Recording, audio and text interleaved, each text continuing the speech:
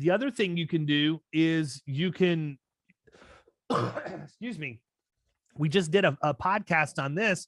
One of my favorite things in terms of driving home the wedge or overcoming an objection is I like to turn as much of my conversations into a financial discussion as I can.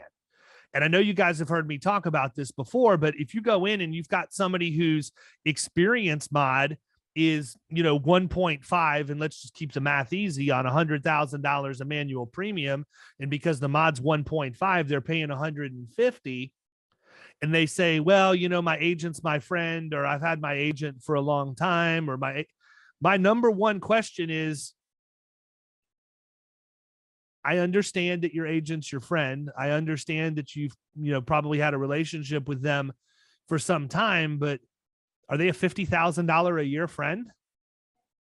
Are they somebody that you're willing to keep around that's costing you $50,000 a year? If that person was your friend and they worked inside your operation, but they weren't performing the way they should, would you keep them around at a $50,000 a year salary just because they're your friend? And the answer is always going to be no. So why are you keeping them around as a third-party provider of services if they're not hitting the mark? And if you can quantify things into dollars to make people's light bulb go off, you're going to be golden. The quicker you can tie whatever their objection is to something financial that they're not getting right now or that they're paying too much for, now you're speaking their language. Well, my premiums are too high. Oh, your premiums are too high.